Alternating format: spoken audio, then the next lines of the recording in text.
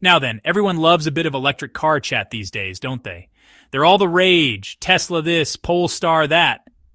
But while the world was busy going electric, Toyota decided to be a bit different. A bit bold, you might say. They took a gamble on hydrogen. See, most car companies jumped on the battery-powered bandwagon. It seemed like the obvious choice. But Toyota, they saw something else. They saw potential in hydrogen, a fuel that could be just as clean as batteries, but with some tricks up its sleeve. Many folks thought they were bonkers. Hydrogen? Isn't that dangerous, expensive? Where do you even fill it up? All good questions. But Toyota, bless them, they're a stubborn lot. They believed in hydrogen, and they were willing to prove it. Toyota's hydrogen journey didn't start yesterday, you know. This wasn't some PR stunt. Nope, they've been tinkering away at this hydrogen stuff since the 1990s. Back when electric cars were milk floats and your mobile phone was the size of a brick. They started small, experiments, prototypes, learning the ins and outs of fuel cells, those clever things that turn hydrogen into electricity. Then came the RAV4 FCV, their first hydrogen car for the public. Not many, mind you. Just a handful to test the waters. But it was the Mirai, launched in 2014, that really got people talking. This wasn't some science project.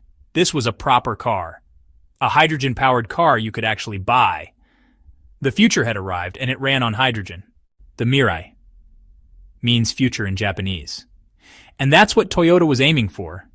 This wasn't just about building a car. It was about making a statement, showing the world that hydrogen wasn't some wacky dream, but a real solution for clean driving. Now, the first Mirai wasn't perfect. A bit quirky looking, some said. Range wasn't massive, and finding a hydrogen station was like finding a decent kebab shop after midnight. Tricky. But it drove well. It was smooth and quiet, like an electric car, but without the range anxiety.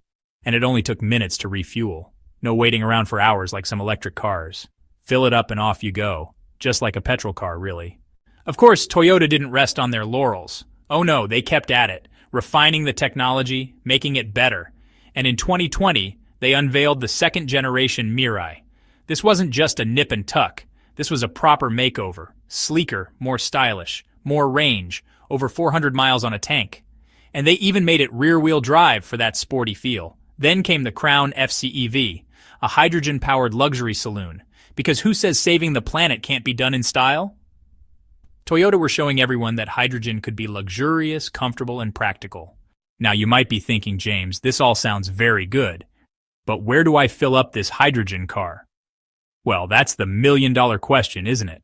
But things are changing. Slowly but surely, the hydrogen highway is being built. Japan's leading the way.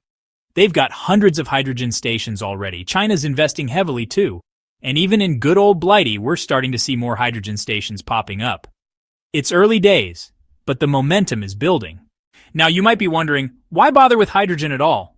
Why not just stick with electric cars? Well, hydrogen has a few aces up its sleeve. First off, it's clean, like really clean.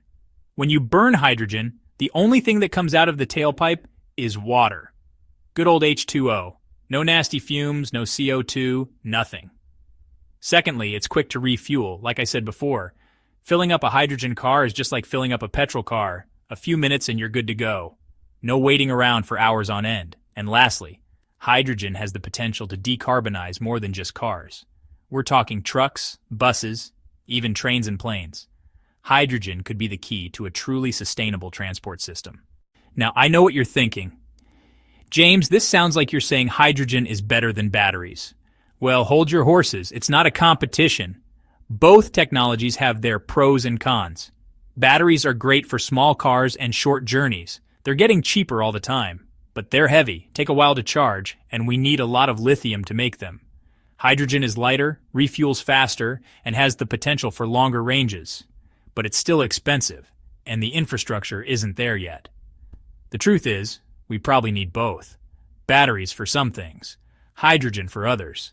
It's not a case of one or the other, it's about finding the right tool for the job. Now, Toyota aren't just focusing on cars, you know. They're thinking bigger. They see hydrogen as a fuel for the future, not just for getting from A to B. They're developing hydrogen trucks for a start, big rigs that can haul goods across continents without producing a single emission. They're also working on hydrogen buses for cleaner public transport. And they've even got plans for a hydrogen-powered city. Yep, you heard that right. An entire city powered by clean green hydrogen. Ambitious? Sure, but that's Toyota for you. That's Toyota. So, there you have it. Toyota's hydrogen revolution. It's a long road and there are still plenty of challenges ahead. But Toyota are committed to making it work. They're investing billions in research and development. They're working with governments and other companies to build the hydrogen infrastructure we need. And they're not giving up, because they believe, as I do, that hydrogen has the potential to change the world, to create a cleaner, more sustainable future for all of us. And that, my friends, is something worth fighting for.